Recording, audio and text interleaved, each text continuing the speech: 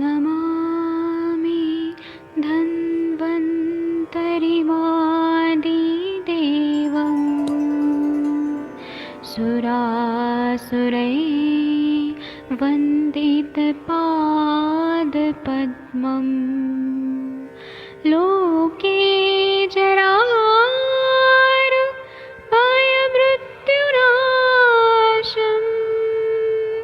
दातारमीशं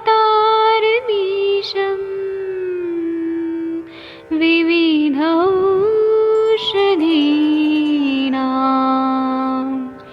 शङ्खं चक्रं जलौकां दधतं मृतघटं चारुतोर्भैश्चतुर्भे सूक्ष्मस्वच्छादिरुद्यं शुकपरिविलसन् मौलिमं भोजनेत्रम् कालाम्बोदोज्ज्वलाङ्गं कटितटविलसत् चारुपीताम्बराढ्यं वन्दे धन्वन्तरिन्तं निखिलगदमिव प्रौढदावाग्निनीलम्।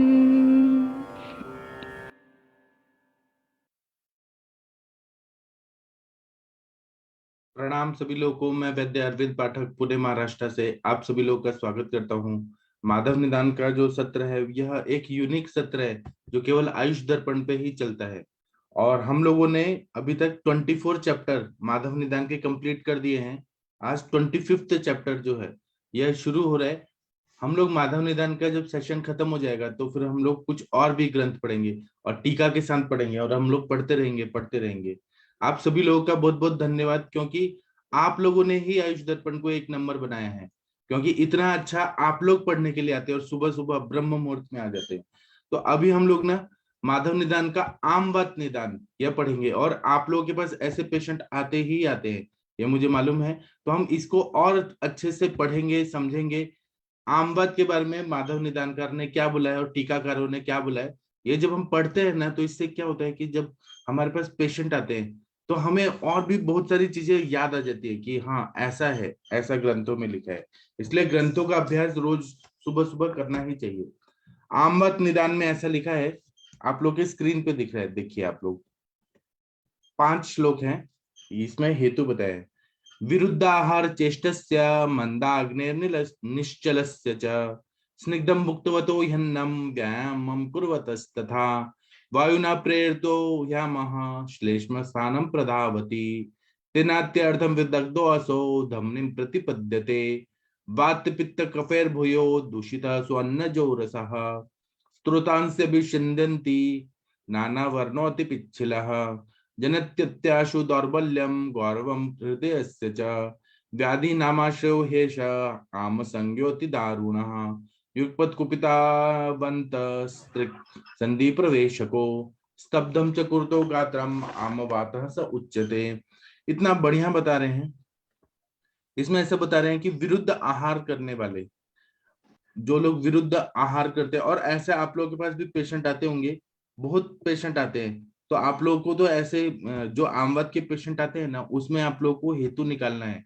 यहाँ पे इन्होंने थोड़ा सा दे दिया विरुद्ध आहार वाले, इसका मतलब हमें बाकी चीज हमें निकालना है अपने, मतलब अपने अभ्यास से उनका पूरा केस टेकिंग करके हमें निकालना है कि विरुद्ध अन्न क्या खा रहे हैं। क्योंकि आप लोगों ने देखा होगा कि बहुत सारे लोग जो रहते हैं ना, जो मतलब मैक्सिकन खाना, इटालियन खाना, ये सब जो खाते हैं उसमें दूध और नमक, दूध और चॉकलेट और अल्कोहल ऐसे रहते हैं। तो वो उस कंट्री के लिए साथ में, लेकिन भारत के लिए ये इसको विरुद्ध अन्न बोलते हैं, क्योंकि इनका वीर्य विरुद्ध होता है, उनका विपाक विरुद्ध होता है, संयोग विरुद्ध होता है।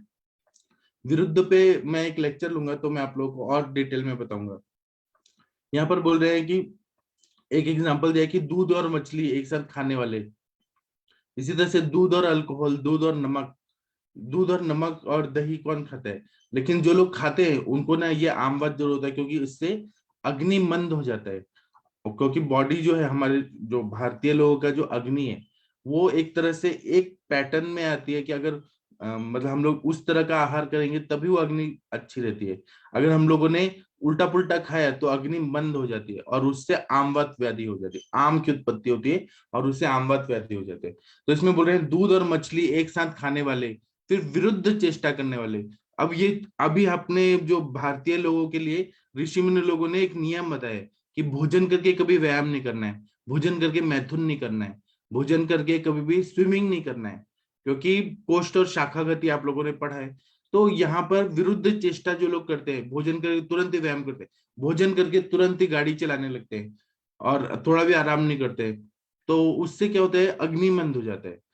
उसी तरह से जिसे मंदाग्नि हो अथवा जो किसी प्रकार का परिश्रम न करता हो, अति सर्वत्र वर्ज्य, जो मेहनत नहीं करता है, अग्नि भी मंद है, मेहनत भी नहीं कर रहा है, फिजिकल वर्क कुछ नहीं कर रहा है। उसी तरह से स्निग्ध अन्न खाकर जो व्यायाम करता है, जैसे कि बहुत ज्यादा तेल वाला चीज खाया, पकोड़े वगैरह खाए और डेली परिश्रम व्यायाम करने लग गया जिम में जाके और फिर वजन उठाने लगा, ऐसे मनुष्य का आम जो है, आम रस मतलब अपक्व रस जो रहता है, इनडाइजेस्टेड फूड पार्टिकल जो रहता है, वायु से प्रेरित होकर कफ के जितने भी स्थान है, क्योंकि आम जो है, आम और कफ इसका बहुत ही मतलब क्लोज रिलेशन रहता है। कफ भी स्निग्ध रहता है, आम भी स्निग्ध पिच्चिल रहता है। तो एक कफ के स्थान में, जैसे कि जहां पर जैसे क्लेदक कफ है आमाशय में, हृदय में तर्पक कफ है, सॉरी हृदय में अवलंबक कफ है, सिर में तर्पक कफ है, और संधियों में कहा है श्लेषक कफ है। तो जितने भी, और मुंह में हमारा बोधक कफ है। तो ये सारे कफ के स्थान में आम चला जाएगा और वहां की वायु भी दूषित हो जाती है, अपने अपने कारणों से वायु भी दूषित होकर सिराओं में चला जाता है, और फिर वात पित्त कफ से दूषित होकर स्त्रोतों में चिपक जाता है। वो बहुत ज्यादा गाढ़ा हो जाता है क्योंकि स्त्यांता बहुत ज्यादा रहती है, और वो लीन हो जाता है, और तीनों दोषों से दूषित होने के कारण कई रंग का हो जाता है। वह शीघ्र ही शरीर को दुर्बल और हृदय को भारीपन कर देता है, और यही रिमेटिक हार्ट डिजीज इसका हेतु रहता है। यह बड़ा भयानक होता है, अनेक रोगों का कारण होता है। वात और आमरस एक साथ कुपित होकर त्रिक प्रदेश में और संधियों में प्रवेश कर देते हैं। त्रिक प्रदेश में लंबोसैक्रल रीजन में और संधियों में प्रवेश कर लेते हैं, और जिस संघ में पहुंचते हैं उसे जकड़ देते हैं। इस व्याधि का नाम आमवत है, ऐसा बताया। टीकाकार जो है वो बहुत इंटेलिजेंट लोग हैं, उन लोगों ने इसको और अच्छे से डिटेल में बताया है। टीकाकार ऐसे बोलते हैं कि उरुस्तंभे वायु साम इत्युक्तम अतस्तदनंतरम आमवात निदान महाविरुद्ध इत्यादि विरुद्धाहार संयोगादि विरुद्ध विरुद्ध स चेष्टा तथा यथा अजीर्ण व्यायाम व्यवाय जल प्रतरणादि स्निग्धम भुक्तवतो व्यायामम कुर्वत इति मिलितो हेतु न पृथकत्वेन श्लेष्म स्थानम आमाशय संध्यादि तेन वातेन स्निग्धो विदग्धो दूषितो सावामो धमनी प्रतिपद्यते धमनी प्रतिपद्यति पाठांतरे श्लेष्म स्थानमिति योज्यम। इसका मतलब यह है कि उरुस्तंभ निदान में वायु को साम कहा गया है। उरुस्तंभ जो व्याधि होती है वो साम वायु की वजह से होती है, कफ मेद और साम वायु, इसके वजह से उरुस्तंभ हो जाता है, जकड़ जाता है पूरा। अतः अब संकेत के अनुसार आमवत रोग का निदान लिखते हैं। विरुद्ध इत्यादि विरुद्धाहार कई प्रकार का होता है, जैसे कि संयोग विरुद्ध, संस्कार विरुद्ध, मान विरुद्ध इत्यादि। विरुद्ध चेष्टा जैसे अजीर्णावस्था में व्यायाम, खाना पचा नहीं है, अजीर्ण अवस्था में मैथुन करना, अजीर्णावस्था में जल में तैरना इत्यादि। स्निग्धम भुक्तवता इत्यादि मिलित का ही कारण माने जाते हैं, अर्थात स्निग्ध भोजन करने करके व्यायाम करने से, जिसने बहुत ज्यादा स्निग्ध तेल में बनाए हुए पूरी कचौड़ी वगैरह बनाए हैं और तुरंत व्यायाम करने लगते हैं, तो जो फैट का डाइजेशन है वो प्रॉपरली नहीं हो पाता है, क्योंकि अग्नि को कोष्ठ में रहना जरूरी है। अगर व्यायाम करेंगे तो अग्नि जो है वो कोष्ठ से शाखा में चली जाती है वहां पे, क्योंकि उसको फिर ग्लूकोज बनाना पड़ता है, मसल्स को देना पड़ता है, तो वहां पे मेटाबॉलिज्म शुरू हो जाता है और विकृत होने लगता है, और अन्न रस जो है वो पच नहीं पाता है, वो वैसे का वैसे ही रहता है। कोष्ठ से शाखागति होना, यह विकृत स्वरूप में होने लगता है। जब जहां पे जो जरूरत है वो वहीं पे रहना चाहिए। तो यहाँ पर क्या होता है कि स्निग्ध भोजन करने वाले, व्यायाम करने वाले, फिर उसके बाद में आमाशय के स्थान मतलब आमाशय और संधिया जो भी कफ के स्थान है वहां पे वो चले जाता है। तेन इस प्रकार से प्रकुपित वायु से विदग्ध और दूषित हुआ आम रस धमनियों में पहुंचता है। धमनी में प्रतिबद्ध श्लेष्म स्थानम, इस प्रकार से पाठांतर की योजना कर लेनी चाहिए, अर्थात वो दूषित आम रस धमनियों द्वारा संधि आदि श्लेष्म स्थानों में पहुंच जाता है। अन्न रस से भी आम रस का ही ग्रहण होता है। क्योंकि तंत्रांतर में उसी अपक्व अन्न रस को आम रस कहा गया है। जैसे कि कहा भी है उष्मण इत्यादि, अर्थात पाचक अग्नि की दुर्बलता के कारण आहार का जो आद्य परिणाम रस धातु को ठीक ठीक परिपाक नहीं हो पाता है। जो आहार रस है उसका परिपाक नहीं होगा और वह जाके पूरे शरीर को दूषित करता है। एक तरह से टॉक्सिन्स होते हैं। टॉक्सिन्स अगर जहां जहां जाएंगे, जो जो स्रोतों में जाएंगे और व्याधि को उत्पन्न करेंगे। ऐसे तो सारी व्याधियां आम की वजह से होती है। यहाँ खासकर जो कफ के स्थान है वहां पर आमवत होता है और संधियों में तो इसका बहुत ज्यादा मैनिफेस्टेशन दिखता है। इसके बाद में बता रहे हैं टीकाकार, यदुक्तम उष्मणो अल्प बलत्वेन धातु माध्यम अपाचितम। मतलब अग्नि जब मंद होता है, अल्प बलत्वेन, अग्नि का बल अल्प होता है, धातु माध्यम अपाचितम, जो पहला धातु बनता है वो अपाचित बनता है। दुष्ट आमाशयम गतम रस आमम प्रचक्षते, मतलब आमाशय को दुष्टि करता है और आमाशय में ही आम का स्थान उत्पन्न हो जाता है, इसलिए उसका नाम है आम आशय, आमाशय। वहां पे आम की उत्पत्ति बहुत ज्यादा हो जाती है और इसीलिए इसको आम संज्ञा ऐसा बोला है इत्यादि। अन्य प्रयुक्तम आमाशयस्थ कायग्नि दौर्बल्याद विपाचितः, मतलब आमाशय में रहने वाला काय की अग्नि जो जाठराग्नि है वो दुर्बल होने की वजह से अपाचित अन्न रस को बनाती है। मतलब आधा कच्चा आधा पक्का, ऐसे मतलब पूरी तरह से पका हुआ नहीं, ऐसे आम की उत्पत्ति होती है। आद्य आहार धातु स आम इति कीर्तित इति। तो जो पहला रस जो बनता है आहार रस, रस धातु तक तो वो जाने का बाद की बात है, पहले आहार रस ये आम रूप में रहता है। अपरे त्वाहु अपक्वम असंयुक्तम दुर्गंधम बहुपिच्छलम सदनम सर्वगात्राणम आम इत्यभिधीयते, मतलब अविपक्व रहता है, असंयुक्त रहता है, वो जुड़ा हुआ भी नहीं रहता है, दुर्गंधित रहता है, बहुत पिछिल रहता है और पूरे बॉडी में जकड़ाहट करता है। सदनम सर्वगात्राणम आमम इत्यभिधीयते। अन्य तो आहु आहारस्य रसः शेषो यो न पक्वाग्नि लाघवात समूलम सर्वरोगाणाम आमम इत्यभिधीयते। मतलब आहार का जो रस है वह न अपक्व रहता है और उसमें इतनी ताकत नहीं रहती है, बहुत ज्यादा गुरु रहता है, स्त्यान रहता है। सर्व मूलम सर्व रोगाणम, सभी रोगों का मूल है। आमम इत्यभिधीयते, इसीलिए इसको आम बोला है। तथा पचापरे आम अन्न रसम केचित केचतो मल संचयम प्रथमम दोष्टिम च केचित नवम प्रचक्षते। इसको कोई लोग आम अन्न रस, आम अन्न रस मतलब कच्चा अन्न रस बोलते हैं, कुछ लोग मल संचिति ऐसा बोलते हैं। और प्रथमम दो दृष्टिम च, पहले दोष की दृष्टि दिखती है, दृष्टिगोचर होता है, दोष दृष्टि दिखती है। और कुछ लोग इसको आम ऐसे बोलते हैं।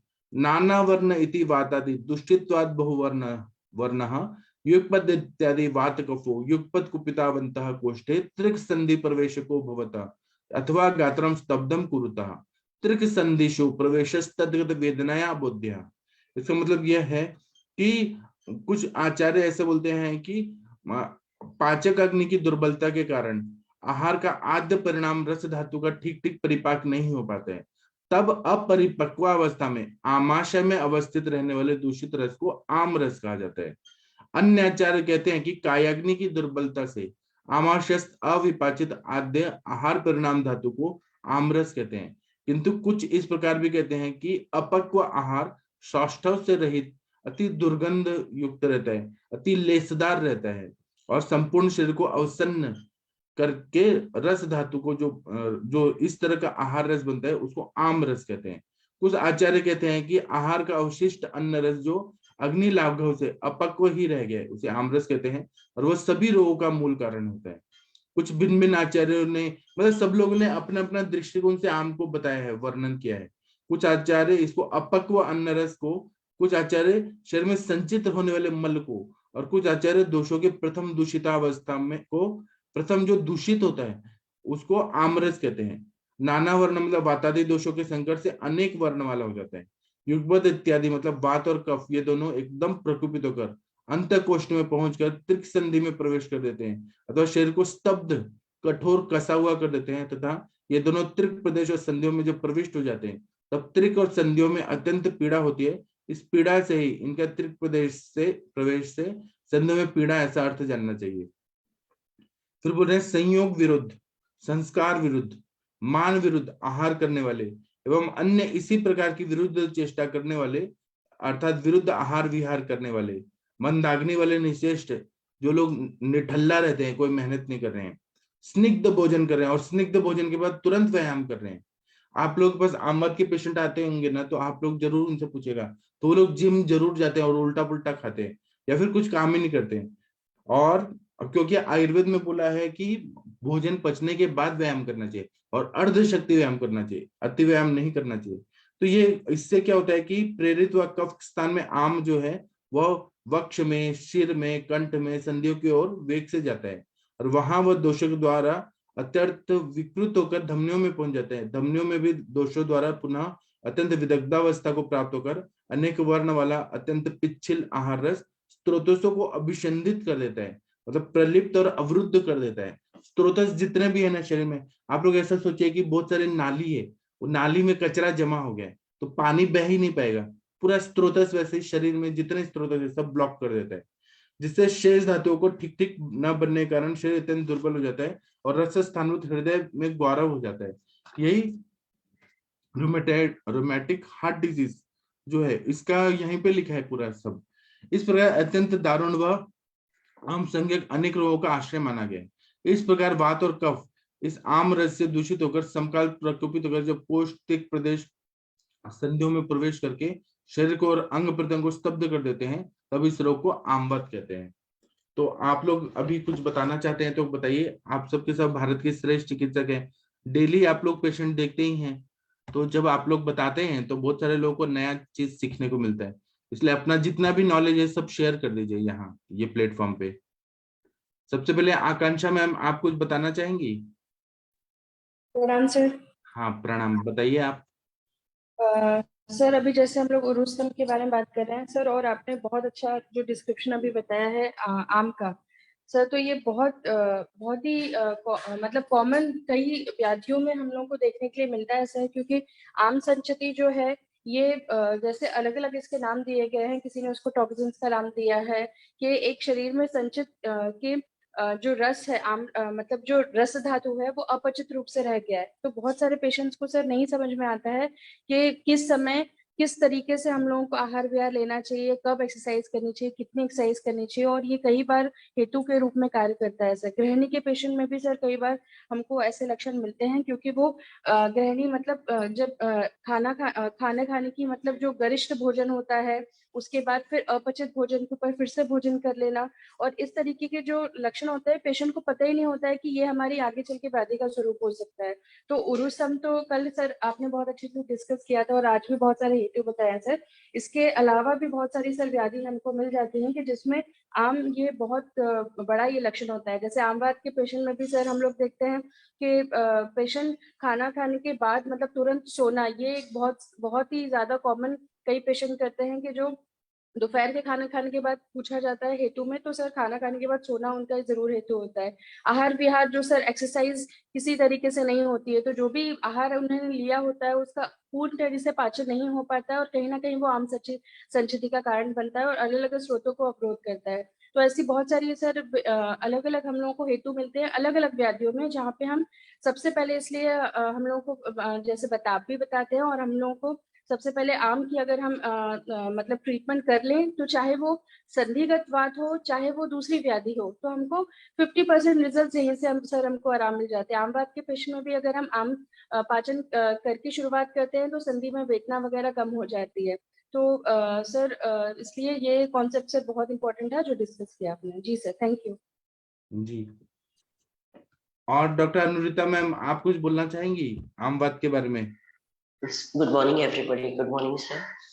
Sir thank you very much, क्योंकि ये टॉपिक मुझे हमेशा रिपीट सुनने में बहुत अच्छा लगता है, क्योंकि जैसे अभी आकांक्षा मैम बोली या आप बोले सर, सबसे कॉमन सिम्टम अभी जो है कि हमारे मतलब आम निर्मित के बाद में हमारे धातुगत जो भी आम अवस्थाएं हैं, इसी में सारी कॉम्प्लिकेशंस डेवलप होती है। और जैसे मतलब विदाउट मैं तो बोलूंगी कि हाफ अवे ट्रीटमेंट ही दीपन बच्चन है। आप अगर इस पे काम करते हैं, क्योंकि बहुत बेसिक कंसेप्ट है सर, लेकिन वो कंसेप्ट ना हम छोड़ के हम डायग्नोसिस पे बड़े बड़े व्याधियों के नाम या बड़े बड़े कॉम्प्लिकेशंस पे ध्यान देते, और जितना मैं आयुष दर्पण में आपको सुन रही हूँ उसमें इतना सिंप्लीफाई होते जा रहा है क्रिटिकल इलनेस को ये करना। क्योंकि सर मतलब आज भी आप देखते हैं कि पचन की क्रिया ही देखे ना सर, तो अवस्थापकाओं में ही सारे आंसर्स है। जो लोग दीवा स्वाप करते हैं सर, उसको वहां पे कंप्लीटली 2 to 2.5 आवर्स मधुर अवस्था पाक के बीच में अगर आप सोए, मतलब खाना खाते, तो वहां पे वो अवस्था पाक में जो कफ का उदीरन होने वाला है, वो कफ का उदीरन अधिक मात्रा में होता है। हम मलस्वरूप कफ बोले या फिर हम जो भी कफ का वहां पे, और जैसे वो बहुत ज्यादा अधिक परिमाण में होता है, तो जो आहार रस तैयार होता है सर, वो आहार रस भी कंप्लीटली आहार रस तैयार होने में अगर कफ की अधिकता ज्यादा रहेगी, तो वो आगे के जो भी पोषक अंश मिलते जाएंगे, पोषक अंश, वो पोषक अंश आगे आगे आम निर्मित करते जाते हैं। सो ये वजह है कि आपको कोई भी सिम्टम अगर नजर आता है, कोई भी व्याधि अगर, फिर वो संदिग्ध बात है, वो वर्टिबल कॉलम की कोई डिसीजेस रहने दीजिए और एवियन रहने दीजिए, आपको हेतु जो आप बता रहे सर, सिर्फ वो स्पेसिफिक हेतु, मतलब हमारे शास्त्र की सबसे बड़ी क्वालिटी क्या है सर, बहुत स्पेसिफिक है। कुछ लोग बोलते हैं कि आयुर्वेद, मतलब मैं आज सिखाती हूँ इसकी वजह से मेरा और अच्छा रिवीजन होता है, लेकिन लोगों को यही नहीं समझता कि स्पेसिफिक हेतु बताए हैं, अमवात के स्पेसिफिक हेतु बताए। जैसे आपने बताया कि एक्सरसाइज के बाद में उनका हेतु सेवन रहता है सर, विश्वास कीजिए ये बहुत ज्यादा सिम्टम मिलता है, और जरूरी नहीं जिम सर, लेकिन कुछ लोग क्या है, आजकल का नया कंसेप्ट है, सुबह जिम नहीं करते हैं और रात को खाना खाने के पहले या 9 बजे जिम करते हैं, जो कि कंप्लीटली वात का टाइमिंग है, जिसकी वजह से 9 के बाद में 10 के बाद में जो जिमिंग करते हैं, उसके बाद में सारे हेतु वगैरह बाकी की चीज, वो शैत और रुक्षता प्रधान होने की वजह से वात का संचिति करते हैं। उसके बाद में पानी पीना है या फिर खाना खा लेना है या फिर जो भी मतलब हमारे हेतु बताए गए, उस इसमें ये डे बाय डे कलेक्ट होती जाता है वात कफ, और फिर उसके बाद में आम का जो भी निर्मित है वो अमवात क्रिएट करता है। इट इज नेवर संप्राप्ति ऑफ 1 or 2 months, ये हमेशा लॉन्ग टर्म इसमें चलता है और बहुत कॉमन डिसीज हो गया है सर। लेकिन इसमें मेरे पास भी जैसे आप बताते हैं, तो जो अमवात के बाद में जो संधिगत संप्राप्ति बताई गई है आयुर्वेद के हिसाब से सर, उसमें रुमेटॉइड कार्डिटिस बहुत सुपरबली आप ट्रीट कर सकते हो। कितने सारे पेशेंट है कि जिनको वॉल्वुलर डिसीज करके और वॉल्वुलर रिप्लेसमेंट कराते हैं, फिर भी पेशेंट उसी व्याधि से पीड़ित रहता है सर। वहां पे हमारी जो संप्राप्ति आयुर्वेद की है वो सटीक बैठती है कि जो अमवात और अमवात के बाद में कॉम्प्लिकेशन बताए गए, वात कफ जो ट्रीटमेंट इसके ऊपर करने के बाद में हमें वहां के संधिमन जो शिथिल हो चुके, वहां पे हम काम कर सकते हैं। तो thank you very much sir for explaining us very. आपने क्लियर नहीं बताया, आपने बताया कि वात और कफ प्रकोपित होता है, तो फिर वो आमवत में कैसे कन्वर्ट होता है? उसको सिंप्लीफाई करके समझाइए ना। नहीं, वात कफ एक बार तैयार हो गया और उसने साम धातु अगर बना लिया, मतलब आगे के जो धातु है उसमें भी ये वाली संप्राप्ति, जो ये वाला आमता जो भी रस का कन्वर्जन होने के बाद में धातु होता है, तो वो वहां पे संचित रहते हैं सर, लेकिन स्थान संक्षेप संदिग्ध रहता है। तो स्थान इसको संक्षेप जोड़ के बताइए ना, वात कफ तो दूषित हो रहे हैं, तो फिर क्या हो रहा हाँ, है? लेकिन सर वात कफ दूषित होने के बाद में उन दोनों का भी जो शैत्य गुण है, वो दोनों के आपने जो भी अभी सिम्टम्स वगैरह बताए, वहां पे संधि बंध के वहां पे संचित होना, क्योंकि स्थान संशय रहता है, फिर वहां पे पेन क्रिएट करना, वहां पे संधि बंधों का शैथिल्य होना, वहां पे प्रकोपित अवस्था के जो भी लक्षण है, वहां का मज्जा जो है वो भी दूषित हो जाता है, क्योंकि वात का रुक्ष गुण, और वहां पे कफ भी जो है वो प्रकोपित अवस्था में, तो उसकी वजह से जो गौरव है, सामित्य है, जो भी सारे आप लक्षण बता रहे हैं वो आपको दिखने लगते हैं सर। और ये वजह है क्योंकि उसका वो आम डिसॉल्व नहीं होता है, उसकी बार बार संचिति डेवलप हो जाती है, तो वो स्थान संशय बन के धीरे धीरे करके वहां पे छोटे छोटे जो भी आपके जॉइंट्स है अलग अलग, उस जॉइंट्स में जाके जमा होने लगते हैं। उसके बाद में पेन टिपिकल साइन रहता है, वहां पे जो वेदना रहती है वो भी वृश्चिकवत वेदना रहती है अमवात में, और वो बताता है कि संचारी वेदना है। उसके बाद में आप जब उसको गर्म, क्योंकि वात है तो आपको लगता है चलो संधिगत वात है, इसको गर्म इससे मतलब स्नेहन स्वेदन कर दिया जाए। कभी भी अमवात का पेशेंट का सबसे पहला अनुपशन उपशम का लक्षण, आप उसको स्नेहन देते हैं या स्वेदन देते हैं, उसके बाद में उसके सिम्टम्स बढ़ते हैं। क्यों? क्योंकि वात का और कफ का दोनों का वहां पे जो भी डिसीज फॉर्मेशन में हाँ रोल रहता है, वो एग्रीवेट हो जाता है, क्योंकि उष्ण गुण और तो स्नेहन ये का जो भी गुण। अम्लधर्मी व्याधि है कि क्षारधर्मी व्याधि है? वहां पे बताइए बताइए पांचभौतिक बताइए। अम्ल धर्मी है कि क्षार धर्मी है?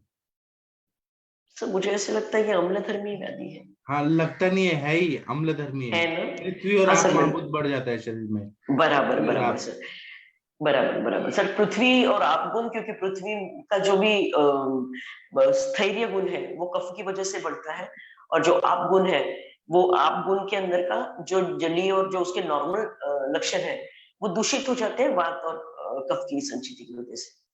इस वजह से तो आपको ट्रीटमेंट। दूषित कफ और आम की वजह से आप और पृथ्वी ये सब बढ़ जाता है। हाँ जी, तो ये हाँ अम्ल जी, धर्मी व्याधि है। इसलिए हम लोग इसमें क्षार धर्मी द्रव्य जो वायु, अग्नि और आकाश महाभूत प्रधान द्रव्य है वो देते हैं। लंघन हाँ कराते हैं, सर, लंघन कराते हैं तो आकाश तत्व को बनाते हैं, अग्नि को बढ़ाते हैं, और उसके बाद में जितना भी द्रव्य है, कटु और तिक्त रसात्मक द्रव्य, वो क्षार धर्मी। कटौती तरह सर। हाँ सर, शुंठी बहुत अच्छा काम करता है। आप ये मत सोचिए कि मैं आपका ये निकाल रहा हूँ, गलती नहीं कर, मैं आपको और नहीं नहीं सर, मैं सुनना पांचभौतिक, चाहते मेरे हैं, बहुत लेक्चर्स मिस हो गए सर, तो बहुत ज्यादा, सुनना तो मैं चाहते हैं, आपके मुंह से सुनना चाहते हैं। आप इतना बढ़िया बता रही हैं कि कफ नहीं और नहीं सर। वायु का शैत्य गुण बढ़ जाता है। यहाँ पे वायु और कफ का शैत्य गुण बढ़ जाता है, और उसकी एफिनिटी जो रहती है कफ की आम से रहती है, एफिनिटी रहती है, तो वो आम और कफ ये सब विकृत हो रहे हैं। यहाँ पे अग्नि मंद होना ही मेन कारण है। हाँ, बहुत बढ़िया बताया आपने, इसलिए तो सुनना चाहते हैं आपसे। नहीं सर, आप सिखाते तो ऐसे लगता है आपके बस पास सीखते रहो। आमवत के पेशेंट आते हैं तो क्या क्या हेतु मिलते हैं? सर मेरे यहाँ पे मतलब जो हमारे शास्त्र में बताया उस हेतु में अध्यशन है, विरुद्धाशन है, या फिर देवास्वाप है, ये तो मिलता ही है। लेकिन एक टिपिकल सिम्टम है, मेरा कंसेप्ट शायद गलत हो सकता है क्योंकि मेरे पास में कॉर्पोरेट ये ज्यादा लोग आते हैं। सर ये लोग रात में जागरण करते हैं और दिन में सोते हैं। उनका खाना जो है, उनके खाने का स्टाइल हमेशा तब होता है सर जो अग्नि मंद रहता है। आपको जब भूख लगती है और आप जब खाना खानी चाहिए उस वक्त में ये लोग काम करते हैं। तो इनका जो भी है उस वक्त में चाय और बाकी का सेवन ज्यादा होता है जो अहितकर है।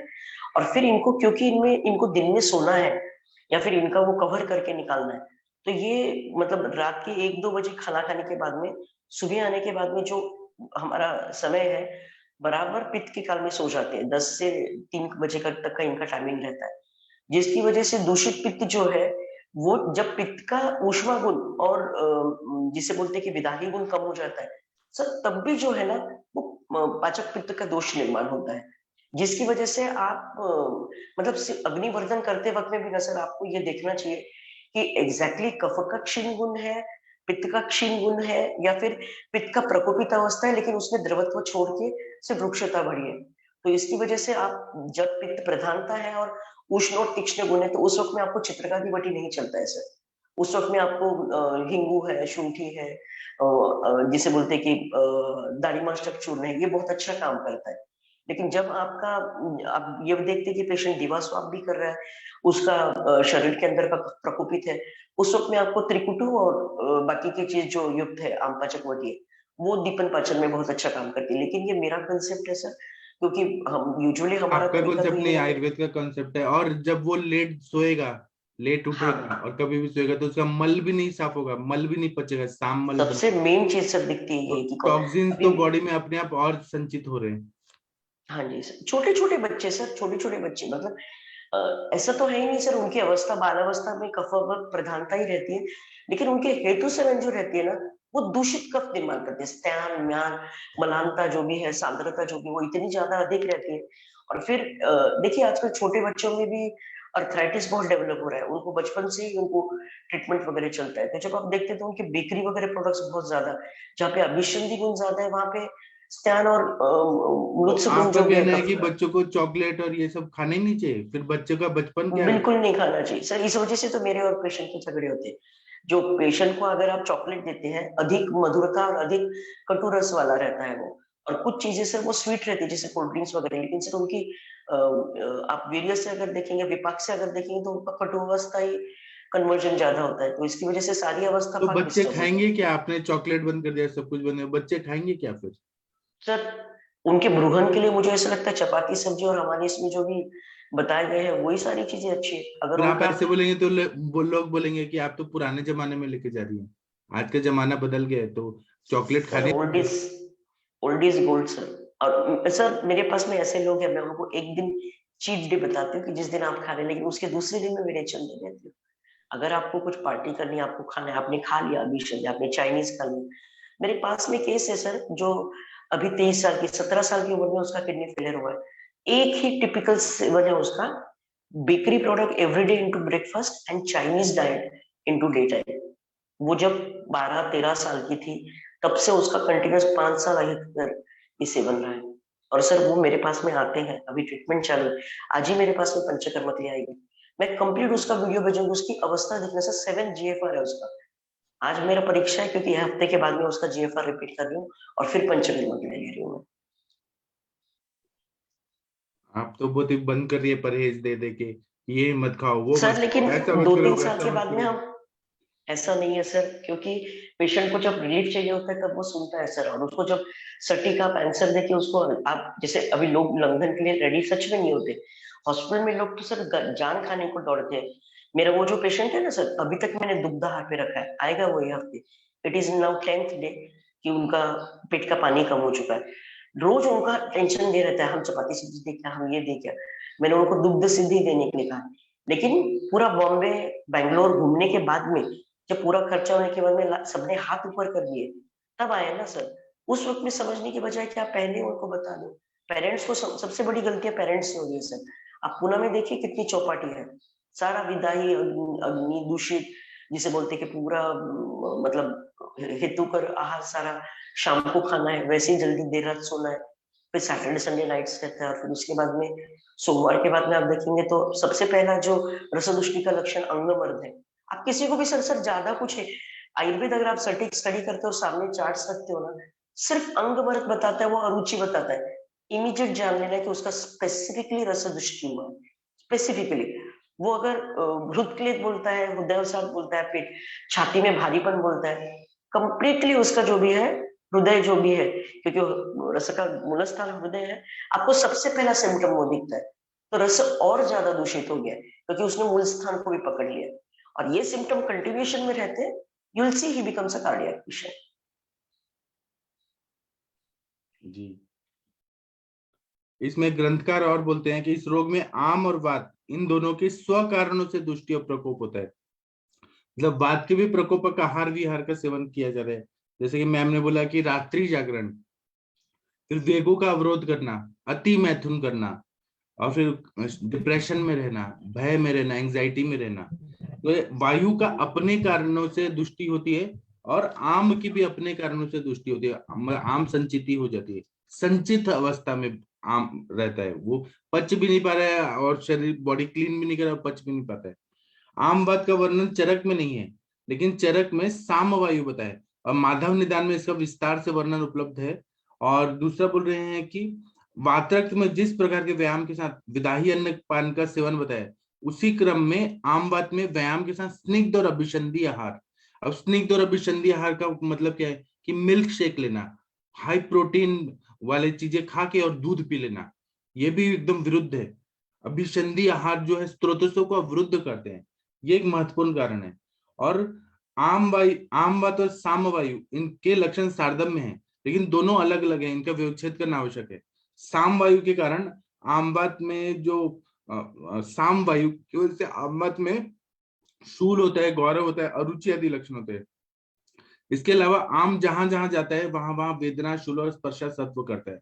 तो ये आमवात में जो आम और वायु ऐसा है ना, ये संचारित्व रहता है, सर्कुलेशन में रहता है।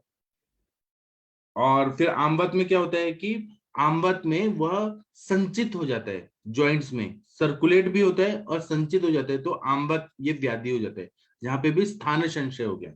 जबकि सामवायु जो है उसका एक अधिष्ठान नहीं है, वो जैसे खाना बदोश लोग रहते हैं, जैसे कि जो भेड़ बकरी चराते हैं ना, तो उनका घर नहीं रहता, वो घूमते रहते हैं, वैसे सामवायु भी है ना, उसका एक ठिकाना नहीं रहता।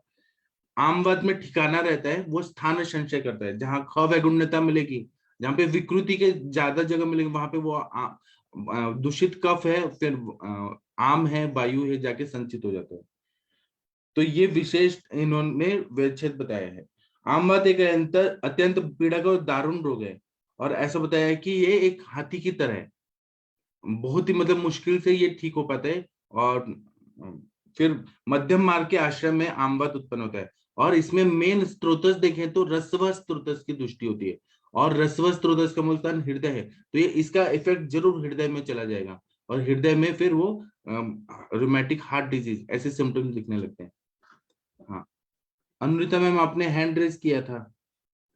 सर ऐसे भी हाँ। कारण मतलब हो सकता है ना कि कफ जो है वो यूजुअली जो संधियों पे वहां पे उसका स्पेसिफिक स्थान है और मज्जा के जगह पे, तो इसकी वजह से वात और कफ का दुष्टि जो है स्थान संशय तो वहां होता है, लेकिन उसका स्थान होने की वजह से वो संधियों में जो आपने सामवायु को बताया सार्वदेहिक, तो दिखता है सर सिम्टम। सार्वदेहिक जब सामवात रहता है या सामवायु जब घूमता है और संधि के वहां पे दर्द पैदा करता है, तो उसके दर्द का अलग अलग नेचर अलग रहता है, ऐसा मुझे लगता है।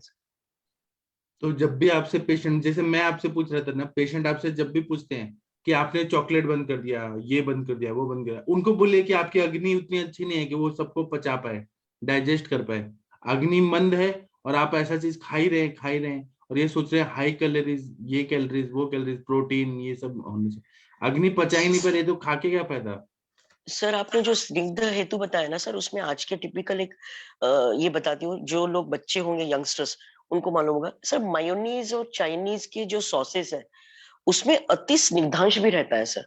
बहुत ज्यादा फॉर्मेट में चीज एंड ये वाला जो चीज है वो गुरु और अभिसंधि रहता है, और उसको खाते हैं रुक्ष बर्गर वगैरह इस चीज में डाल के, जो कि फर्मेंटेड और ये सारी चीज की वजह से वात प्रकोप और अभिसंधि गुण वाला ही रहता है।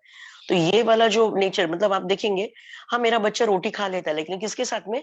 माइनीज और चाइनीज के साथ में, सॉसेस के साथ में। उनकी वो सैलेड भी खा लेता है, लेकिन उसके अंदर वो सारी सॉसेस डलती है।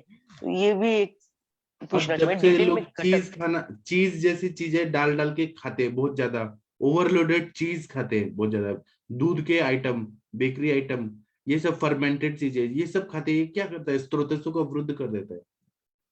आज के जमाने में पिज्जा, बर्गर, पिज्जा तो लोग इतना खाते हैं, इतना खाते हैं कि क्या बताए। पिज्जा क्या होता है, सड़ा हुआ मैदा रहता है, मैदा से बनता है, सड़ा हुआ रहता है, वो सब चीजें खाते हैं, बासी खाना खाते हैं, फ्रिज के पदार्थ खाते हैं, कोल्ड ड्रिंक्स पीते हैं, अग्नि को पूरा मंद कर देता है। डॉक्टर मीनल गुप्ता मैम, प्रशांत भट्ट जी, आप लोग कुछ बताइए, आप लोग को क्या हेतु मिले आमवात के पेशेंट में, कुछ बताइए आप लोग, तभी तो चर्चा होती है ऐसी प्रणाम जो। सर। हाँ बताइए प्लीज। हाँ सर, जैसे आम बात के हेतु बताए जा रहे हैं, बिल्कुल वही चीजें हमें मिलती हैं। पेशेंट्स आते हैं वो सालों साल से उसी तरह का आहार, स्निग्ध आहार या इस तरह का आहार जिसमें कि अम, और उनकी अग्नि सही नहीं होती सर। सबसे बड़ी बात है कि तो वो अग्नि। तो बोलते हैं कि हमको डॉक्टर्स ने कहा है कि इतना कैलोरीज में प्रोटीन खाओ, इतना कार्बोहाइड्रेट खाओ। सर डॉक्टर्स ने कहा है, जिम वालों ने कहा है, इसी इंस्ट्रक्शन के साथ वो सर लेते रहते हैं। अभी लोगों को समझाना मुश्किल होता है कि ये प्रोटीन शेक्स वगैरह लेके या फिर उसके बाद जिम करते हैं, वो चीज अभी आपको अच्छा लगता है कि आपकी बॉडी बिल्डिंग हो रही है, लेकिन सर लेटर ऑन वो चीजें हमारी जॉइंट्स में, हमारी बॉडी के अंदर सांता पैदा करती हैं, और वो बाद में उनके लिए जॉइंट पेन का कारण बनती है। और वो उनको पता ही नहीं होता कि क्यों हमें ये जॉइंट पेन हो गया। उनके हिसाब से तो उन्होंने बहुत अच्छा आहार लिया था। तो उनको सर मैं बोलती हूँ कि आप कुछ भी करके करो, लेकिन ये प्रोटीन शेक्स बंद होने चाहिए, इसमें कुछ भी नहीं मिलेगा आपको, बाद में आपके लिए रोग ही उत्पन्न होगा। तो ये सब चीजें सर इतनी ज्यादा लाइफस्टाइल में एंटर हो चुकी हैं कि पेशेंट को ये समझाना मुश्किल होता है कि ये आपकी रोग का हेतु आप बनेगी। बोलिए कि आपका सब प्रोटीन डाइट ये सब सही है, लेकिन वो पचाने के लिए अग्नि कहाँ है, हाँ। अग्नि मंद है, और अग्नि का कॉन्सेप्ट आयुर्वेद ही बताता है, और कोई पैथी नहीं बताता है। हाँ सर, वो सबसे बड़ी बात है कि अग्नि की कॉन्सेप्ट वाकई ही आयुर्वेद बताता है, और सब में ये चीज नहीं है कि आप कितना कैपेसिटी, आप जितना आप डाइजेस्ट कर सकते हो उसी अमाउंट में आपको ये सब गुरु आहार लेना चाहिए। स्प्राउट्स का सेवन वो बहुत ज्यादा ही, बहुत ही ज्यादा कॉमन है कि बिल्कुल पूरे मतलब फुल वीक वो सिर्फ स्प्राउट्स और प्रोटीन डाइट, मतलब एग्स की डाइट पे ही रहते हैं, जिनको वेट लॉस करना है या फिर मसल बिल्डिंग करना है अपना। तो सर ये सब चीजें आगे चल के उनके लिए प्रॉब्लमेटिक होती हैं, ये वाली बात बिल्कुल सही है। आज के सिनेरियो में हमें पेशेंट को ये समझाना चाहिए कि ये चीज आपके लिए अभी अच्छी है, लेकिन बाद में आपके लिए ये बिल्कुल रोग का कारण बनेगी। सबसे पहले तो केस टेकिंग करना चाहिए प्रॉपरली, और केस हाँ टेकिंग से हमें क्या क्या विरुद्ध होने जा रहा है, क्या क्या उल्टा पुल्टा जा रहा है, केस जैसे टेकिंग हाँ पे ज्यादा बिल्कुल, महत्व रखना चाहिए। जैसे कि मैंने आपको बताया था सर, 2-3 केस जो बताए थे, जो आर्मी वाले आए थे, उन लोगों को ये पता ही नहीं था कि वो रात्रि में इतना गुरु आहार लेने के बाद में फिर वो जो नेक्स्ट डे फ्लाइंग करते हैं, वो उनके वात रक्त का बिल्कुल बहुत बड़ा हेतु बन गया, और उन्हें इस चीज की खबर ही नहीं थी, उन्हें पता ही नहीं था कि ये इस कारण से हो रहा है। उनका तो रूटीन था कि वो नाइट में उनकी पार्टीज होती हैं, वो अच्छा गुरु आहार लेते हैं, उसके बाद नेक्स्ट डे उनकी फ्लाइंग्स होती हैं, डेली फ्लाइंग्स होती हैं, उनके पैर हमेशा लटके रहते थे। वो सब चीजें उनके लिए इतना बड़ा हेतु बना कि वो बाद में बैक पेन लेकर इतना ज्यादा परेशान थे, और कोई भी चीज उन्हें रिलीफ नहीं दे रही थी, कोई ना उनको पेन किलर रिलीफ दे रहा था, और सिंपल से अपने रक्त मोक्षण से उनको बहुत अच्छा रिलीफ हुआ। तो सर ये सब चीजें पता ही नहीं है लोगों को, और हम लोगों को उनको फिर अवेयर कराना पड़ता है, तब उनको इम्पैक्ट मालूम पड़ता है उसका। जी।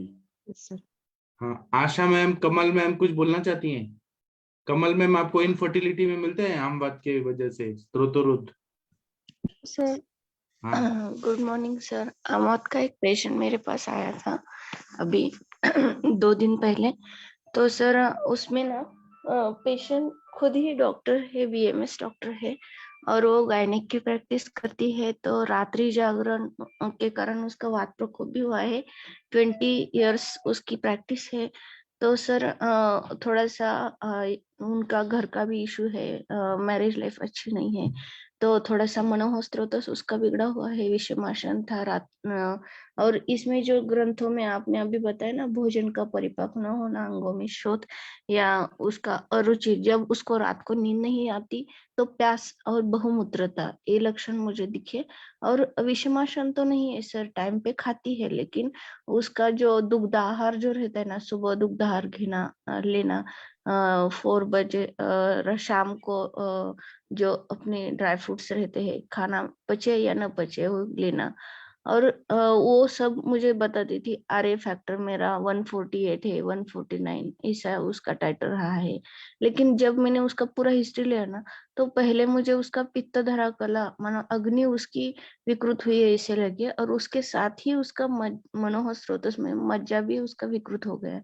तो अभी मैंने उसको दीपन पाचन दिया है, और अग्नि उसकी आम संचिति पच जाने के लिए आम पाचक दिया है उसको, परपटी भी दी है सर। थोड़ा सा भूनिम्बादी काढ़ा भी दिया है, क्योंकि पित्तज ग्रहण लगी। ब्राह्मी वटी भी मैंने दी है, रसपाचक रक्तपाचक दिया है, और फल त्रिकातिक गुड़ भी दिया है सर। तो उस पेशेंट में और कैस्टर मृदु विरेचन भी दिया है अभी आम मौत के पेशेंट में। लेकिन सर मैं अपने आयुर्वेद के हिसाब से तो अग्नि पे अभी पहले स्टार्टिंग काम कर रही हूँ। तो सर इसमें पेशेंट का मॉडर्न व्यू आरए फैक्टर बता रहे हैं, वो एससीक्यू ले रही है, फॉलिट्रेक्स ले रही है 2 दिन, और ये सब कुछ उसका चल रहा है अभी 2-3 साल से। ये हिस्ट्री है उसकी। तो सर हम अग्नि पे विचार करके उसको इससे पूरा रिलीफ दे सकते हैं क्या? हाँ, ये थोड़ा सा आपसे। तो इसमें अभी क्या तो मैंने कंफ्यूजन है? जो आप तो दे उसका ही जो रही है ना? सर हाँ एसीक्यू बंद करना चाहिए इन्होंने, जो भी वो ले रही है ना मैडम मॉडर्न, हाँ आप वो तुरंत बंद हाँ करिएगा। और सबसे मेन, आपका दीपन पाचन होने के बाद में सबसे पहले शुद्धि करिए। मैम दे डोंट गिव हाँ एनी रिजल्ट, लेकिन उल्टा उनको आगे बहुत और दिक्कत होगी। आप बहुत सही जा रही है और बढ़िया ट्रीटमेंट दे रही है आप। और हेतु बंद मैम कराइए और वो। मैंने हाँ मैंने उनको बोला है कि एससीक्यू के बजाय आप बृहदवात चिंतामणि लो, जब आपको दर्द होगा उस टाइम पे बृहदवात चिंतामणि लो, इतना मैंने बोला है। लेकिन मैडम, मॉडर्न आप लोगों ने महायोगराज उनको गूगल, आरे और आप उनका एसीक्यू और वो सबसे पहले बंद सिंहनाथ करें, वो गूगल खुद दिया है, डॉक्टर है। सिंहनाथ। सिंहनाथ दिया है, हाँ, हाँ जो भी उनको पेन के लिए सूट सिंहनाथ करता दिया है। है। लेकिन हाँ शुंठी सिद्ध पानी भी दीजिए, गुड़ शुंठी सिद्ध पानी। तो वो बीच बीच में जब पानी पीती रहेगी ना हाँ वो वाला, तो उससे, क्योंकि आप बोल रहे वो 4 बजे भी हाँ हेवी डाइट लेती है, रात का भी जागरण है, तो उनका हमेशा हाँ अग्नि संदूषित हाँ होने के लिए आप जो भी उनके इनटेक जा रहे हैं उसमें उनका दीपन पाचन होना चाहिए। और मैम आप सही जा रही है, हाँ बट मॉडर्न इमीडिएटली बंद कराइए। विद इन 15 to 20 days या 1 month आप आर आर फैक्टर कीजिएगा टाइटर, उनके पूरे हेतु बंद होके और हाँ मॉडर्न बंद होके। उनका वो डर है ना कि आर फैक्टर का टाइटर ना बढ़े। आप टाइटर रिपीट करवाइएगा, हाँ आपको कम मिलेगा। मैम मुझे यही पूछना था कि ऐसे की स्टैट बंद कर सकते हैं क्या हम? उनका जो मैं करती हूँ मैम, अगर आप दे रहे बस गुडुची ऐड कर देना, उनका एक बार विटामिन B12, विटामिन D और कैल्शियम तीनों चीज कर लेना और फिर करना। हाँ। जो भी है पैरामीटर्स अपने पास में रखना, ताकि आप किडनी, लिवर और ये पैरामीटर्स आपके हाथ में रहते हैं। अंदर का जो भी मिनरल कंटेंट है, तो उनकी किसी भी इम्पोर्टेंट जो सिस्टम है उसकी फंक्शनलिटीज पे कोई डिफरेंस नहीं होता है। और उनके साइड इफेक्ट जो होने वो ऑलरेडी हो चुके हैं मैम, आप तो रोक रही है उनको। ठीक है, थोड़ा सा विड्रॉल सिम्टम वगैरह, इसलिए गुरुची रखना है, उसके बाद में नस्य देना है। और आपने मानसव पे अच्छा काम किया है, तो इसकी वजह से कुछ भी उनका साइड मैं तो बंद करती हूँ मैम। बाकी मुझे मतलब मेरा मैंने सजेशन अभी है। बताया उनको मैम, मैंने बताया कि SCQ पूरा बंद करना चाहिए आपको। लेकिन सर मुझे ये उसमें थोड़ा सा मैम पूछना है कि मॉडर्न ने RA फैक्टर भी बताया और जागरण सिंड्रोम इसमें क्यों बताया है? उसका पूरा प्यास लगता है, मुंह हाथ वगैरह सब कुछ उसका ड्राई मैडम ड्राई हो रहा सॉरी है। टू वो से, हाँ मैडम हमारी कंसेप्ट बोलिए ना। सटीक है, एकदम शास्त्र जैसे बता रहा है वैसे ही हेतु वैसे ही सिम्टम मिलता है, संप्राप्ति। मैडम जब मॉडर्न में ट्रीट नहीं होते तो उसको सिंड्रोम या एलर्जीज नाम देते हैं। दिस इज माय परसीविंग, और कुछ नहीं, आप ट्रीट करेंगे और आप डिक्लेयर करेगा paper presentation solution of an syndrome, दिखिएगा कुछ नहीं। अभी सिंड्रोम का कुछ नाम मत लीजिए, उन्होंने कुछ भी दिया रहने दीजिए, आप बराबर जा रहे हैं। प्रसव दुष्टि कफ प्रकोप जो भी वात प्रकोप है उसको ये करिए। लेकिन आप मैंने मैडम मेरा मतलब इससे पहले कैंसर, हार्ट और ये सारी चीज पे स्टडी करी थी मैं। अभी एक और स्टडी मैंने ऐड किया है। जैसे आपने ACQ बोला ना मैम, उसका कंटेंट निकालिए, उसका केमिकल डेरिवेटिव निकालिए, वो डेरिवेटिव कौन कौन सी सिस्टम में कौन कौन से चैनल्स ब्लॉक करता है, उस पर स्टडी करेंगे ना। सारे हेतु वात प्रकोप और सारे हेतु किडनी लिवर को फेल करने वाले होते हैं। सबसे पहले गृहिणी दृष्टि करते हैं। तो जब आपका वो हेतु चालू रहेगा तो मैडम हम ट्रीटमेंट दे रहे वो भी कंप्लीट नहीं होगी ना। थोड़ा सोचिए, आप दीपन पाचन कर रहे हैं लेकिन डेली वो ACQ खा रही है, तो 12 घंटे उसका वो जो भी है वो अग्नि दृष्टि और गृहिणी दृष्टि करता होगा। 3 टाइम SCQ ले रही मैम, 1 टाइम नहीं 3 टाइम। नहीं ma'am, then you see her serum calcium, you see her vitamin B12 and vitamin D, बहुत अलार्मिंग आएगा। इवन उनका LFT और रीनल प्रोफाइल्स कर लीजिए। ओके ठीक है मैम, आपके हाथ में रहेगा ना मैम कुछ बताने के लिए। हाँ, और सर मैम इसमें और एक हेतु मुझे पेशेंट ने बताया कि उसका हर रोज इंटरकोर्स रहता है, तो उसका शुक्राशय भी बहुत है मैम, हर रोज रहता है। वो बोलती है मुझे, उन्होंने बोला कि अभी भी चालू है, तो ये भी हेतु हो सकता है क्या मैम? ऑफ कोर्स मैम, क्योंकि वहां पे क्षयात्मक संप्राप्ति, क्योंकि सिंपल सी बात है मैम, सार्वदेहिक शुक्र जो भी है वो मतलब उसके बाद में जो भी उच्च की क्षीणता के लक्षण उसमें दिखेंगे।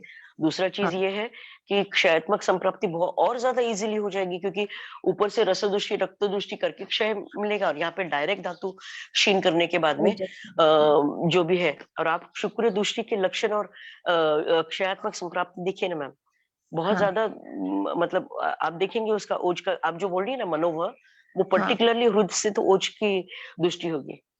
क्षय होगा। क्योंकि उसके यही हेतु मिले, और मुझे टिपिकल वो ग्रहणी दृष्टि और वात प्रकोप ही लगा, और आम संचित तो टिपिकल उसमें रहती है हर जॉइंट्स में मुझे। तो मैंने ग्रहणी, अभी तो दीपन पाचन और ग्रहणी पे ही काम किया है। अभी मेरे पास 1 वीक आई है, तो देखेंगे उसका क्या फॉलोअप है, आपको भी बताऊंगी। लेकिन एक डॉक्टर होने के बावजूद भी उसके इतने हेतु मुझे सामने आए, तो मुझे थोड़ा सा सर से आपसे शेयर करना चाहिए, इसलिए एज कितना है मैम उनका? एज एज कितना है? उनका 42 है। 42 ओके। हाँ थैंक यू। एक डॉक्टर आशा जी, आप कुछ बोलना चाहती हैं? आशा मैम। जी सर, गुड मॉर्निंग, प्रणाम सभी को। सर यहाँ पे जो हेतु डिस्कस हुए ना, वो सारे मतलब रस दृष्टि के ही हेतु हैं, और आम वात में बेसिकली हम लोग समझते हैं कि कफ और वात का जो अनुबंध रहता है, लेकिन जहां तक मैंने अपने प्रैक्टिस में देखा है, इसमें जो हेतु है और मनोव स्रोतस के ऊपर ज्यादा काम करना चाहिए, क्योंकि हमारे पास जो पेशेंट आते हैं ना, वो बेसिकली जहां तक रोग एकदम अंतिम अवस्था में पहुंच चुका हो, उस अवस्था में आते हैं। ज्यादातर मॉडर्न मेडिसिन की सारी ट्रीटमेंट ले चुके होते हैं, फिर जब एकदम धातु क्षय हो जाए, डिफॉर्मिटीज डेवलप हो जाए, उस अवस्था में आते हैं। तो सर वहां पे हमें बेसिकली उनका स्टार्ट करना चाहिए रस शुद्धि से, ऐसा मैं मानती हूँ, क्योंकि अगर आम का आवरण तो बन चुका है, ठीक है, आम का आवरण बन के मतलब कफावृत वात इसको लेती हूँ मैं, तो ये कफावृत वात जो है वो संधियों के अंदर बुरी तरह से अंदर स्थान संचित हो चुका है। अब हमें उसे निकालना है, तो उसके लिए हम लोग विरेचन पे पहले जाएंगे, लंघन पे पहले जाएंगे, लंघन विरेचन, और उसके बाद जो भी सारी वात शामक कफ शामक औषधियां हैं उसका प्रयोग करते हैं। कई बार गलती ये हो जाती है कि जो संधिवात है और आमवात है, अनुराधा मैडम ने बहुत अच्छे से उसको क्लैरिफाई किया कि संधिवात और आमवात के अंदर स्नेहन करने से आमवात के जो लक्षण है उसमें वृद्धि दिखाई देती है। तो ये एक डिफरेंशियल डायग्नोसिस करना प्रैक्टिशनर्स के लिए बहुत जरूरी है।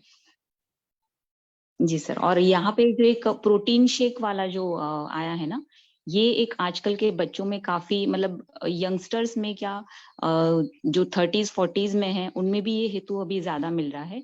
ये भी एक चिंता करने लायक विषय है, क्योंकि अब तो लेडीज भी ज्यादातर जिम वगैरह जाती हैं। तो मैंने खुद ने जिम किया है, हालांकि मैं तो योगा ही करती हूँ वहां पे थोड़ा बहुत, लेकिन मेरे साथ जो आती है लेडीज, उनका जो लाइफस्टाइल आप देखें तो ऐसा है कि उन्हें प्रोटीन डाइट दिया जाता है। तो प्रोटीन डाइट में क्या आता है, फुल्ली ये एग्स हो गया या फिर पनीर हो गया, सैलड्स हो गए, और उन्हें बोल दिया जाता है कि आपको ग्रेन्स नहीं खाने हैं, अगर खाने हैं तो ये बार्ली है, जौ है। तो ये सब इन सब इस प्रकार के जो रुक्ष आहार हैं और जिसमें प्रोटीन ज्यादा रहता है, तो ये सब आहार का अधिक मात्रा में सेवन करने से और अधिक लंबे समय तक सेवन करने से, क्योंकि ज्यादातर आते हैं वेट लॉस के लिए वहां पे, तो 1 साल 2 साल इतने लंबे समय तक सेवन करने से भी आमवात होता है। जी सर। और आकांक्षा अगर मैम आप, मैम हाँ और मैडम वो मैम लोग इसमें नाश्ता करने हेलो मैम। नाश्ता करके फिर बाद में जिम करते हैं कई लोग, तो इससे भी आम बनता हाँ है। जी मैम, वो मैम टाइमिंग जो अभी रहता है ना, ये पेशेंट अध्यक्षण विषमाशन जो हेतु बताए गए हैं वो पूरी तरह से फिट बैठते हैं इसके अंदर।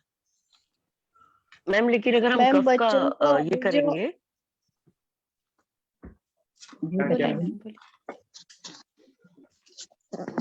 एक दूसरे से कनेक्ट होके बात करिए, कोई कुछ और बोल रहा है, कोई कुछ और बोल रहा है।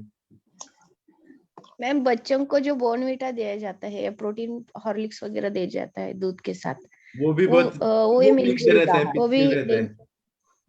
हाँ वो भी ये आमोद का संप्राप्ति में रहेगा ना। वो बॉर्नविटा और जी बिस्किट है ना, ये सब ना आम ही है, शरीर में जाके अग्निमन करता है सब। आप मैम देखिए उसका कंटेंट देखिए, वो बनता है किससे, बॉर्नविटा हो गया, कॉम्प्लान हो गया, ये बनता है अपने ये जो हाँ मूंगफली रहती है ना, मूंगफली का जो ऊपर का छिलका रहता है, छिलका हाँ, एंड उनको वेजिटेबल वो ऑयल्स। ड्राई करके ग्राइंड करके उसके अंदर जो भी मतलब शुगर कंटेंट रहते हैं एंड चॉकलेट फ्लेवर वो सब मिला के देते हैं। बेसिकली उसमें हाँ कुछ होता नहीं है, तो ये तो पूरी तरह से कफ वृद्धि करेगा। और सब बेचने के लिए एडवर्टाइज किया जाता है कि इसमें इतना ताकत आता है, कुछ नहीं होता है। बोलते हैं सब न्यूट्रिएंट्स रहते हैं, ये रहते हैं, वो रहते हैं, वो सब बेचने के लिए एडवर्टाइजमेंट है, मार्केटिंग है बस। जी सर। आशा मैम, आपने अवरुद्ध बात की बात की, तो हम अगर कफ का क्षीणता करने वाले या कफ का प्रकोप कम करने वाले अगर मेडिसिन देंगे तो फिर उससे वात प्रकोप होने के चांसेस नहीं रहेंगे मैम? नहीं मैम, पहले हम पचन करेंगे ना, आम का पचन करने के लिए दीपन पाचन करेंगे, लंघन दीपन पाचन से स्टार्ट करेंगे, फिर उसके बाद विरेचन कराएंगे, और विरेचन के बाद हम कफ वात शामक औषधियां देंगे, है ना। एक बार आम का पचन हो गया, भले ही लंबा टाइम लेगा, क्योंकि मेरे पास जो आते हैं पेशेंट बेसिकली नॉर्मली क्रॉनिसिटी लेके ही आते हैं, तो ये मेरे प्रैक्टिस का निचोड़ है। अगर आप लोग अच्छी तरह से और अच्छी तरह से कर रहे हैं तो प्लीज एक्सप्लेन। जी मैम मैं आपको पूछ रही हूँ। हाँ, नहीं वही मैं बता रही हूँ, क्योंकि अगर आप पूछ नहीं रही हैं, आप उनको फंसा रही क्या आप ऐसे होते हैं? नहीं सर जी आवृतवात में आज तक आवृतवात में यहाँ आमावृतवात होता है और आमावृतवात है, और मैम आम और कफ के जो आप ये देखेंगे ना, गुण देखेंगे तो नियर टू सिमिलर हैं, तो इसलिए ऐसा होता है कि यस हाँ, तो हम कंफ्यूज हो जाते हैं कि इसमें कफ की चिकित्सा करें कि आम की चिकित्सा करें। तो बेसिकली अगर रस दृष्टि के ऊपर आप करने वाले जो भी संसर्जन क्रम है या पंचकर्म है, ये दीपन पाचन कर्म है, वो करेंगे ना, तो ये आम की तो शुद्धि हो ही जाएगी। तो अगर आम की शुद्धि हो गई एक बार, तो धीरे धीरे करके जो आवृत वात है, जो कफावृत या आमावृत वात है, उसमें भी उसके लक्षणों से भी मुक्ति मिलेगी। हाँ, क्योंकि आपने आम का पचन कर दिया, तो जो आवरण कर रहा है वो अपने आप ही पच जाएगा, तो फिर वो किसका आवरण करेगा? जी सर। और दूसरा बात है कि रस का मल क्या है? कफ है। कफ है। हाँ, तो आप ऐसे द्रव्य दे ही रहे हैं जो अच्छा रस बनाएगा, तो विकृत कफ नहीं बनेगा। हाँ, मैं वही सोच रही थी सर, क्योंकि रस पाचन देती हूँ ना मैं। आकांक्षा मैम, आपने जो लिखा है वो बताइए, क्योंकि बहुत सारे लोग फेसबुक पे देख रहे हैं। आपने जो चैट बॉक्स में लिखा है। जी सर, सर एक्चुअली यहाँ पे ना सेंट्रल यूनिवर्सिटी है, तो स्टूडेंट्स सर बहुत रहते हैं। तो स्टूडेंट्स में सर एक बहुत ज्यादा कॉमन जो यहाँ पे प्रॉब्लम आ रही है ना सर, फाइल से रिलेटेड बहुत ज्यादा प्रॉब्लम आ रही है। तो अर्श ये पेशेंट्स में बहुत देखने के लिए मिल रहा है, खासतौर से स्टूडेंट्स में। तो सर जब हिस्ट्री टेकिंग लेते हैं ना, तो यहाँ पे बहुत जगह सर थोड़ी कॉमनली हर जगह ही मिल्क शेक जो है, ये मिल्क शेक और जूसेस बहुत ही ऑड टाइम पे सर सबका सेवन होता है। इवनिंग आवर्स में सब स्टूडेंट्स जो हैं सब लोग निकलते हैं टहलने के लिए, और सबका फिक्स रहता है वहाँ पे शॉप में भीड़ बनी रहती है, चाहे वो जूस की हो चाहे वो शेक की हो। और ये कहीं ना कहीं आके और समोसे सर खाने में कहीं ना कहीं एक टाइम पे समोसे का डेफिनेटली कहीं ना कहीं सेवन रहता है, और सुबह में ब्रेड खा के जाना। तो ये सारे जो हेतु हैं उनके डेफिनेटली ग्रहणी के सिम्टम उनको मिलने के बाद फिर आगे चल के सर ये संप्राप्ति उनकी अर्श पे चली जाती है, और डेफिनेटली सारे कहीं ना कहीं पाइल्स फिशर पे और अर्श व्याधि में ये सारे सिम्टम कन्वर्ट हो जा रहे हैं। तो इसलिए यहाँ पे जो हमने जो भी आपने सर ये पूरा आम के पूरे सिम्टम्स जो बताए, ये कहीं ना कहीं यहाँ पे श्रोतावरोध करके यहाँ पे आम दृष्टि करके यहाँ पे फिर ये ग्रहणी सिम्टम करके और फिर आगे अर्श की व्याधि पे ये सारे स्टूडेंट्स सर कन्वर्ट हो रहे हैं। तो वही मैंने सर लिखा था कि ये भी एक बहुत बड़ा हेतु सर मिल रहा है आजकल के स्टूडेंट्स में सर, आर्थराइटिस और इन सबके साथ साथ सर। जी सर। ठीक है, अब इस पे हम लोग कल चर्चा करेंगे सुबह 6 बजे। अभी थोड़ा ब्रेक ले लेते हैं, ब्रेक के बाद अष्टांग के लेक्चर में मिलते हैं। थैंक यू, प्रणाम सभी प्रणाम लोग। सर, प्रणाम सर।